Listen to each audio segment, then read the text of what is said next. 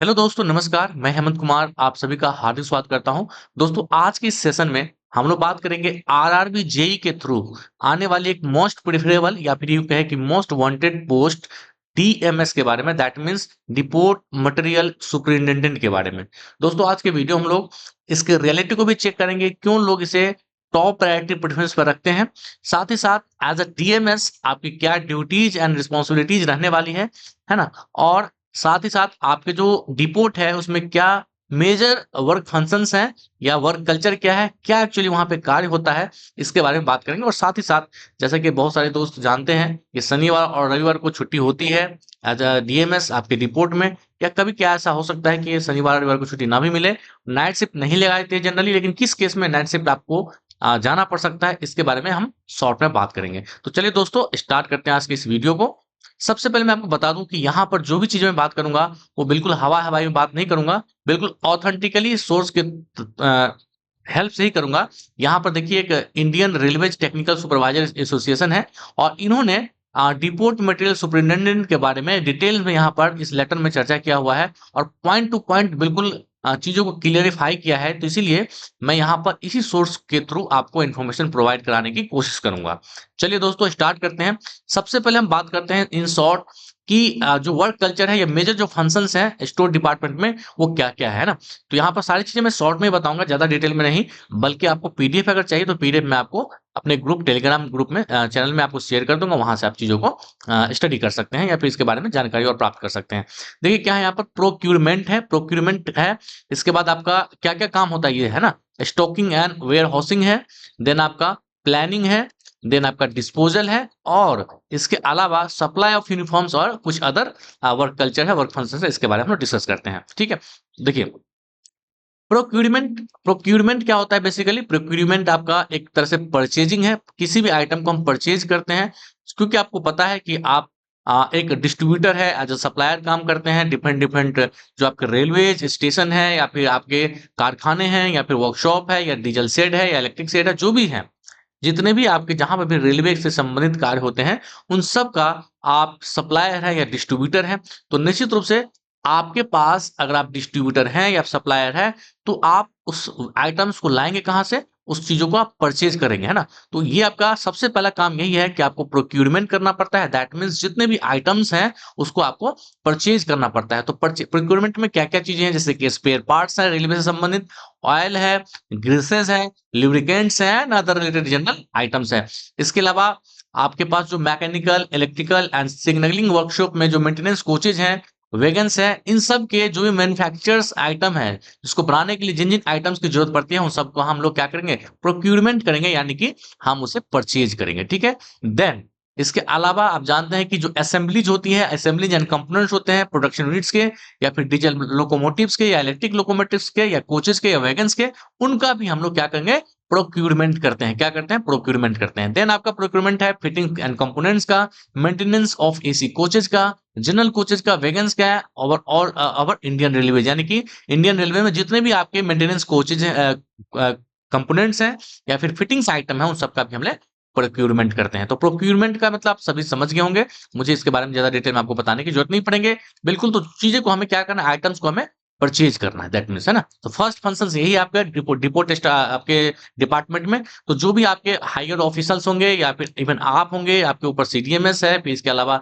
आपके ऊपर आपका एडीएमएम है, यानी कि असिस्टेंट डिविजनल मटेरियल मैनेजर है, या फिर एएमएम है, असिस्टेंट मटेरियल मैनेजर है। तो ये सब आपके हायर अथॉरिटीज हैं, उनकी हेल्प से ही आप फ्लो चेन को बनाए रखेंगे प्रोक्यूरमेंट के लिए। और इसके लिए हमें बहुत सारी चीजें ऑलरेडी करना पड़ता है, चीजों को और बात करते हैं आगे। ठीक है, आगे क्या आपका स्टॉकिंग एंड वेयर हाउसिंग है। तो इसमें क्या है कि आपके स्टोर में जितने भी आइटम्स हैं उनका लेखा जोखा करना, और अगर कमी है तो उसको क्या करेंगे, उस आइटम्स को आप मंगाएंगे, उसके लिए आप ऑर्डर तैयार करेंगे, ऑर्डर बुक तैयार करके आप उस चीज को स्टॉक करने की कोशिश करेंगे। साथ ही साथ इंस्पेक्शन भी करना है, वहां पर देखना है, इन्वेंटरी कंट्रोल को देखना है कि आपके जो स्टोर है या आपके जो वार्ड है, उस वार्ड में आपके जो आइटम्स हैं वो सफिशिएंट अमाउंट में है या नहीं है। अगर नहीं है तो हमें एक प्रॉपर अमाउंट में स्टॉक करने की आवश्यकता पड़ती है। तो दैट मीन्स रिपोर्ट में स्टॉकिंग की आवश्यकता पड़ती है, ठीक है? देखिए, आपका जो रिपोर्ट होगा उसमें डिफरेंट डिफरेंट वार्ड्स होते हैं, जैसे कि वैगन का है, कैरेज का है, डीजल का है, पेंट का है, स्टेशनरी का है, या फिर और भी ऐसे बहुत सारे वार्ड्स बने होते हैं जो कि रेलवे से संबंधित डिफरेंट डिफरेंट मटेरियल से संबंधित वार्ड्स बने होते हैं और जिसके आप इंचार्ज होते हैं, ठीक है? ओके। नेक्स्ट आपका क्या है? प्लानिंग। आप सभी को पता है कि हमें प्लानिंग करना पड़ता है flow for the better way flow of items, है ना? कि कितने आइटम्स आपके पास अभी है, कितने आइटम्स की जरूरत है, या फिर आप ये समझ लीजिए कि उसके लिए हमें बजटरी फोरकास्ट भी करना पड़ता है प्लानिंग के तहत, कि जैसे कि आपको आइटम जो चाहिए तो उसके लिए कितना फंड हमें डिमांड करना पड़ेगा रेलवे के अकाउंट डिपार्टमेंट से, तो उसके लिए आपको इन्वेंटरी और प्लानिंग के लिए बजटरी फोरकास्ट भी करना पड़ता है, ठीक है? इसके अलावा आप डेवलपमेंट ऑफ वेंडर्स, यानी कि जो भी कॉन्ट्रैक्टर है जिसके थ्रू आप अपने आइटम्स को परचेज करते हैं या फिर मंगाते हैं, तो उनसे भी बात करके एक प्रॉपर प्लानिंग करनी पड़ती है कि कितने समय तक वो हमारे आइटम्स को हमारे स्टोर में प्रोवाइड करा सकते हैं, सप्लाई करा सकते हैं, ठीक है? तो ये सब प्लानिंग के अंदर आता है, ठीक है दोस्तों? उसके बाद आपका डिस्पोजल। डिस्पोजल में क्या है? डिस्पोजल में बेसिकली क्या है, जो स्क्रैप मटेरियल है उसको हमें ऑक्शन के थ्रू सेलिंग करना है, यानी कि डिस्पोजल का मतलब आपको किसी भी तरीके से जो आपका स्क्रैप है उसको वहां से खाली करके और ऑक्शन करा करके उसे सेल कर देना है। इससे रेलवे का जो फंड है वो इंक्रीज होता है और प्रॉफिट में आपका रेलवे पहुंचता है, ठीक है? तो इसीलिए आपका डिस्पोजल बहुत जरूरी होता है, क्योंकि आप देखेंगे रेलवे के आसपास बहुत सारे ऐसे स्क्रैप मटेरियल होता है जो सालों सालों तक क्या होता है, ऐसे ही पड़ा रहता है।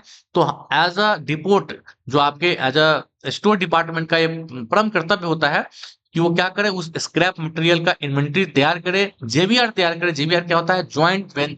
आपका ज्वाइंट वेंचर रिपोर्ट, यानी कि जो आपके कंसर्न डिपार्टमेंट है उस चीजों को लेखा जोखा करके वेट में या फिर उसके कितने अमाउंट है उसका लेखा जोखा करके एक जेबीआर प्रिपेयर करता है, और वो डीएमएस के लिए मतलब साइन होने के लिए आपके स्टोर डिपार्टमेंट में आता है।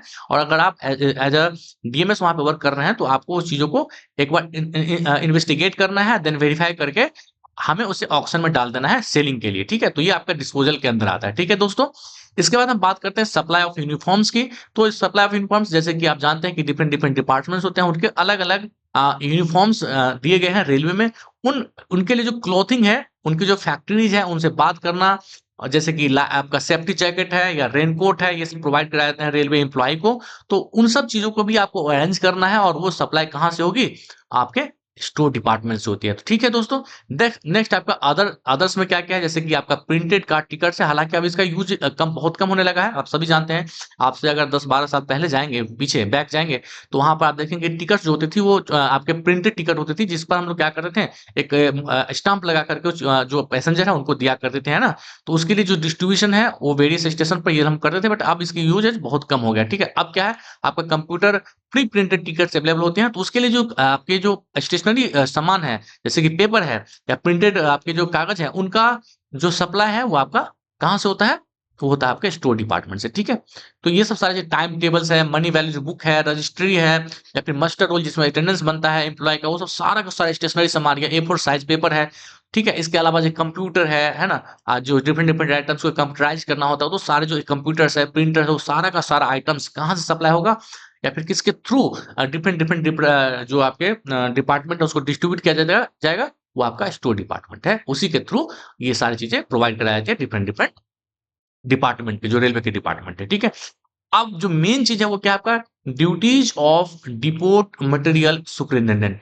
हमारे एज अ डीएमएस हमें क्या वर्क करना पड़ेगा, क्या फंक्शन है, इसके बारे में हम लोग डिटेल में थोड़ा बात कर लेते हैं। देखिए, सबसे पहला है कि all correspondence by wards with departments will pass through the depot storekeeper who will put them up to the depot officer if necessary। देखिए, ये जो आपका कॉरेस्पॉन्डेंस है ना, कॉरेस्पॉन्डेंस का मतलब होता है कि कोई भी चीज है उसकी चिट्ठी जो है ना, जो आपके पास लेटर आती है, उसकी रिस्पॉन्स करना, वो आपका कॉरेस्पॉन्डेंस कहलाता है। जैसे कि मतलब वर्कशॉप है, आप किसी एक डिपोट में है, तो वर्कशॉप से कोई मटेरियल है, कोई आइटम है, उसका डिमांड आएगा, तो आप उस डिमांड आएगा लेटर के फॉर्म में, आप लेटर आएगा आपके पास, उसको आप देखेंगे, पढ़ेंगे, और फिर उसका जवाब देंगे कि कितने दिन में आप उसके जो डिमांड मटेरियल है उसको आप सप्लाई कर सकते हैं या डिस्ट्रीब्यूट कर सकते हैं, वो आपको एक प्रॉपर चैनल के थ्रू, आपके ऑफिशियल्स के थ्रू क्या करना है, उसको डिमांड को, उसको लेटर को तैयार करके फिर से उसे आपको सेंड करना है, ठीक है।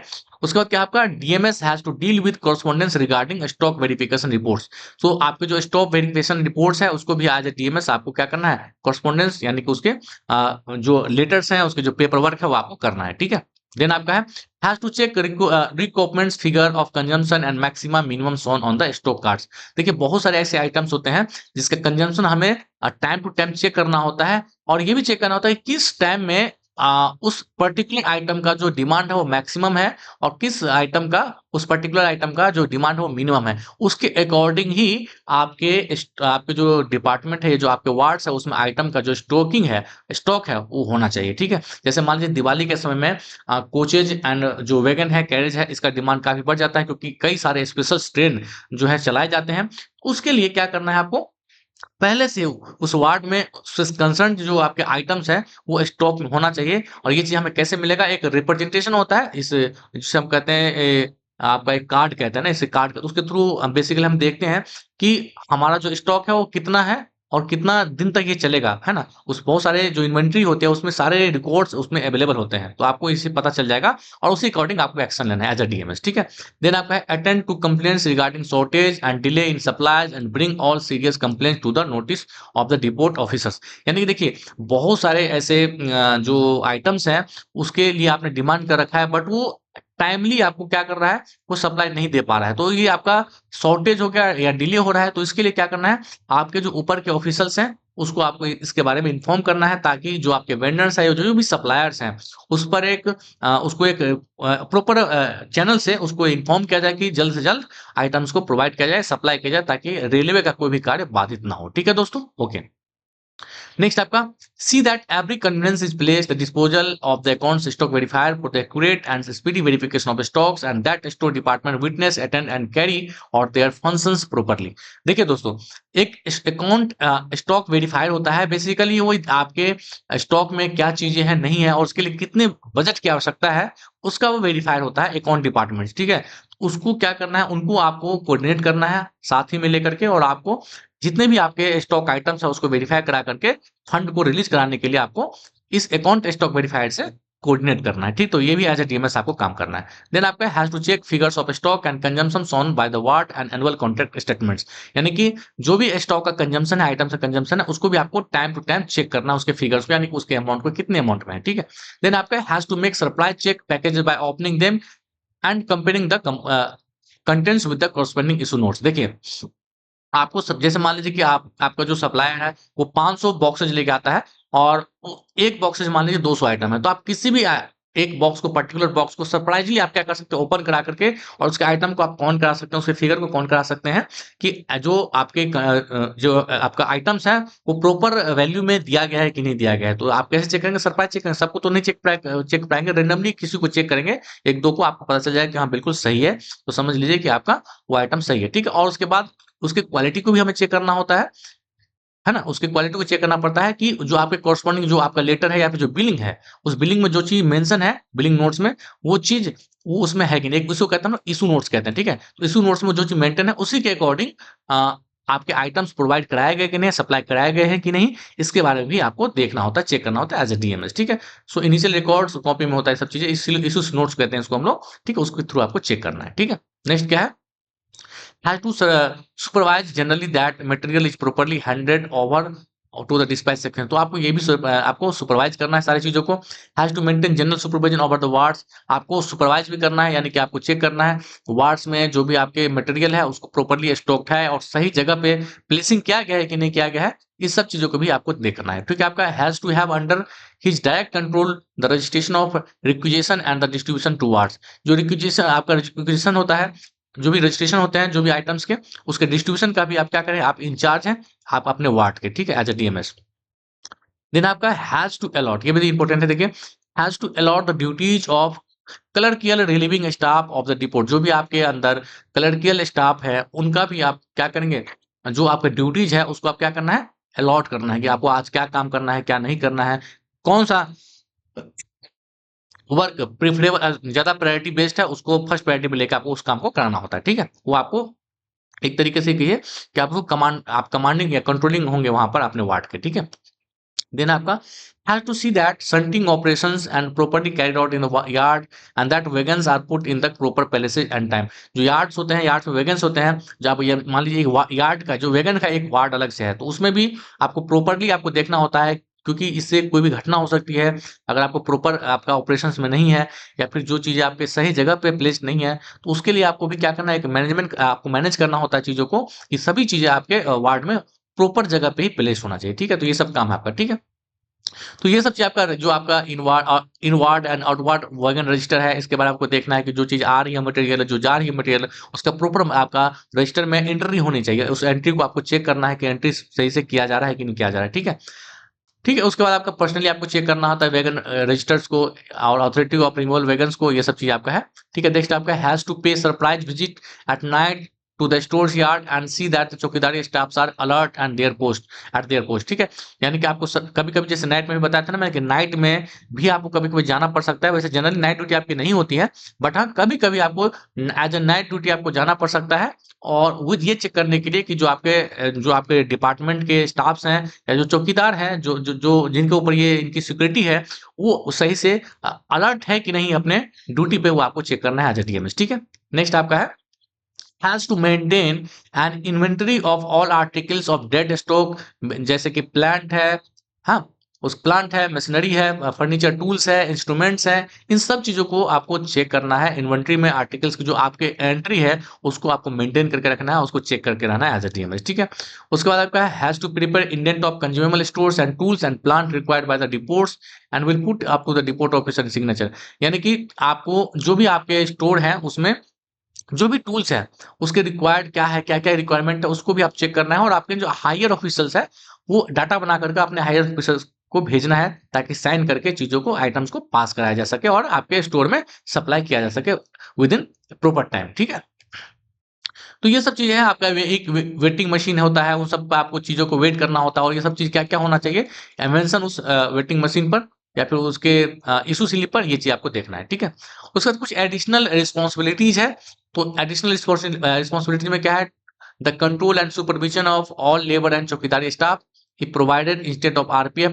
तो आपको जितने भी लेबर है, स्टाफ हैं, जैसे कॉन्ट्रैक्ट लेबर होते हैं, या फिर ग्रुप डी स्टाफ होते हैं, या चौकीदारी स्टाफ होते हैं, है ना, इवन क्लर्कियल स्टाफ होता है, उन सबको आपको सुपरवाइज करना है कि प्रॉपरली वो काम कर रहे हैं या नहीं कर रहे हैं, प्रॉपर टाइम पर वो काम को करके दे रहे हैं कि नहीं। ठीक है, उसके बाद आपका correct preparation of labour muster rolls. जो मस्टर रोल्स होते हैं जिसमें प्रेजेंट अटेंडेंस या साइन होता है स्टाफ का, उसको भी आपको प्रिपेयर करके उसको प्रॉपर आपको क्या करना है, वेरीफाई करना है, और आपको देखना है चीजों को, है ना। उसके बाद आपका witnessing the payment of labour staff and chowkidars. जो आपके अंदर स्टाफ्स होंगे उनका जो पेमेंट बनेगा उसका प्रॉपर विटनेसिंग, मतलब है कि आप वो चेक करेंगे कि जिस दिन उन्होंने उनका साइन है या जिस दिन उनकी प्रेजेंट लगा हुआ है, क्या उस दिन वो काम पे आ रहा है कि नहीं आ रहा है, ये भी चीज आपको देखना है। उसके पेमेंट, जो भी पेमेंट बनेगा उसका, उस पर आपको पेमेंट पर आपको साइन करने होते हैं। ठीक है, उसके बाद आपका seeing that the yard is kept tidy and reporting with necessary on the state roads siding buildings interior. जो आपके यार्ड है या फिर जो आपके डिपोट हैं, वहां तक मटेरियल सप्लाई होने के लिए बड़े बड़े जो शेप में या बड़े बड़े साइज में आपके क्या आएंगे, ट्रक आएंगे या फिर व्हीकल्स आएंगे, ट्रांसपोर्टेशन की सुविधा होनी चाहिए।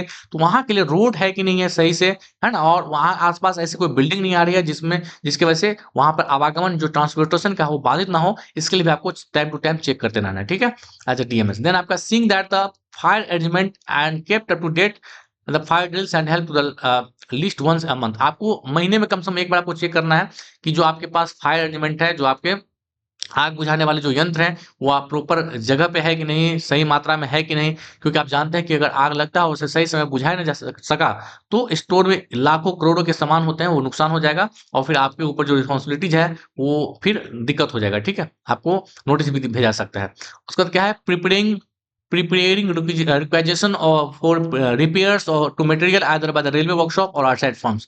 तो ये आपका जो रिक्वेजिशन है, यानी कि जो भी डिमांड है आपके आइटम्स की आपके स्टोर में, उसके लिए जो रिक्वेजिशन है या रिक्वायरमेंट है, उसको आपको प्रिपेयर करना एज ए डीएमएस आपका कार्य है। ठीक है दोस्तों, तो उम्मीद करता हूँ ये सब चीजें आपने, जो चीज वर्क फंक्शन है एज ए डीएमएस, है ना, आज आपकी क्या रिस्पॉन्सिबिलिटी है, आप चीजों को समझ में आ गया होगा। ठीक है, इसके बाद मैंने आपको छुट्टी का बताया दिया, शनिवार और रविवार को जनरली क्या होता है, जो हेड क्वार्टर्स होते हैं या फिर आपका डिवीजन लेवल में जब आपकी पोस्टिंग होगी तो शनिवार और रविवार दोनों दिन छुट्टी रहेगी। बट जब आप डिपोट में होंगे तो सैटरडे को आपका हाफ होगा और संडे को आपका फुल डे ऑफ होगा। त्योहारों में छुट्टी लेने की जरूरत नहीं पड़ती है आपको, ठीक है, छुट्टी मिलती ही मिलती है। आपको अगर घर जाना है, किसी इमरजेंसी में कोई काम है, तो आप आराम से अटेंड कर सकते हैं, क्योंकि यहाँ पर आपकी ये क्या आता है, ये नॉन सेफ्टी में आता है, तो निश्चित रूप से आप पर ये इतना ज़्यादा वर्क प्रेशर नहीं होगा, लोड नहीं होगा। अगर आप प्रॉपर्ली आप काम को ईमानदारी से कर रहे हैं, तो आपको कोई भी दिक्कत नहीं होगी इस जॉब में। इसीलिए लोग इसे क्या करते हैं, टॉप प्रेफ़रेंस पे रखते हैं, ताकि लाइफ़ का जो स्ट्रेस है वो कम रहे और प्रॉपर्ली आप अपने फैमिली को टाइम दे पाएँगे, या कोई भी अपनी पढ़ाई-लिखाई करना चाह रहे हैं, तो इस पोस्ट पे आप आगे की प्रिपरेशन को भी कंटिन्यू रख सकते हैं। So this is the beauty of post of DMs, that is depot material superintendent. तो उम्मीद करता हूँ दोस्तों, आज का ये वीडियो आपके लिए हेल्पफुल रहा होगा, मीनिंगफुल रहा होगा और इन्फॉर्मेशनल रहा होगा। ठीक है? Thank you so much for watching. जय हिंद, जय भारत।